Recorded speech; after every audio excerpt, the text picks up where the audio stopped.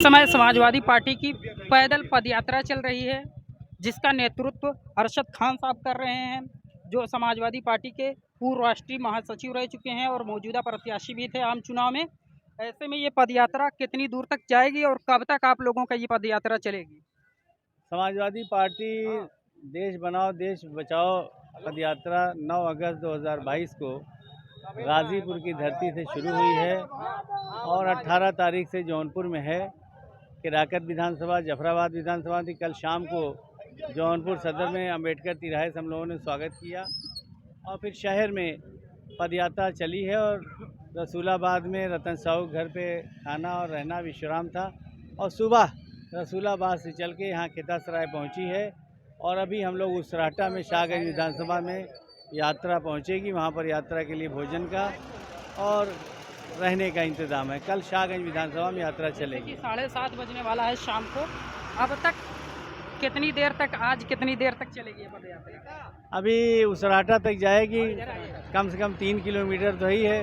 जैसा कि बता दूं, खितासराय में इस समय है जी 3 किलोमीटर और चलेगी, उसराहटा तक जाके रुकेगी यात्रा। जो मौजूदा सरकार है ज़िंदगी के हर महाज पर फेल हो गई है।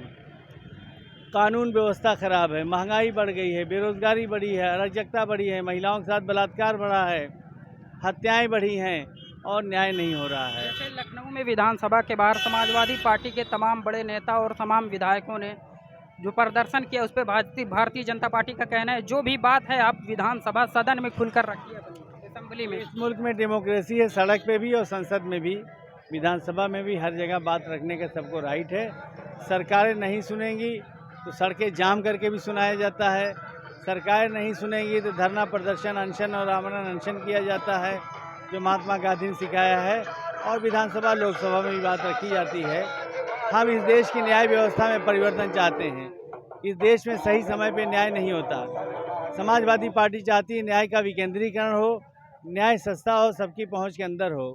सुप्रीम कोर्ट कहाँ है? दिल्ली में। 90% भारत के लोग सुप्रीम कोर्ट जाने की पोजीशन में नहीं है। यानी सुप्रीम कोर्ट अमीरों के लिए है, गरीबों और कमज़ोरों के लिए नहीं है। न्याय की ज़रूरत गरीब कमज़ोर लोगों को होती है।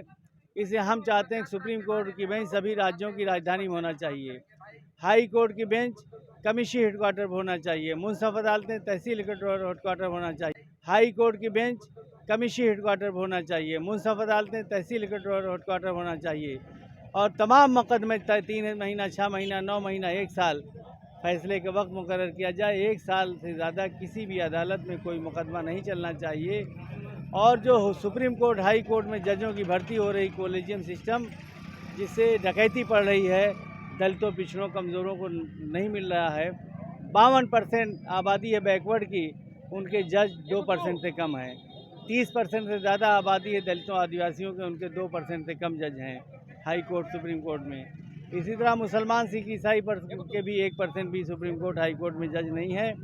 हम चाहते हैं कॉलेजियम सिस्टम ख़त्म हो, न्यायिक सेवा का गठन हो, एग्ज़ाम से लोग आएँ, सोर्स सिफारिश से ना आएँ, और दलितों, पिछड़ों, आदिवासियों को और माइनॉरिटी को, सबको आबादी के हिसाब से हिस्सेदारी और आरक्षण मिलना चाहिए। आखिरी सवाल आपसे, जैसे 2019 के लोकसभा चुनाव में समाजवादी पार्टी और बीएसपी का बहुत बड़ा गठबंधन बना, लेकिन चुनाव बाद वो गठबंधन पूरी तरह टूट गया और तमाम तकरार, बहुत दूरियां देखी गई, जिसके संदर्भ में बहन जी ने ये भी कहा कि समाजवादी पार्टी को हराने के लिए बीजेपी का भी समर्थन किया जा सकता है। उनके बयान वायरल भी हो, लेकिन समाजवादी के इस पदयात्रा से प्रभावित होकर उन्होंने एक ट्वीट किया है, भारतीय जनता पार्टी को घेरा।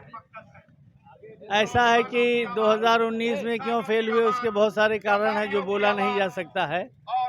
कुछ बाहरी कमियां रहीं, कुछ अंदरूनी कमियां रही हैं, लेकिन अब की कम से कम 50 सीटों का टारगेट बनाकर समाजवादी पार्टी उत्तर प्रदेश में लोकसभा का चुनाव लड़ेगी और उम्मीद है कि 50 लोकसभा हम लोग उत्तर प्रदेश से जीतेंगे। बहुत धन्यवाद। बहुत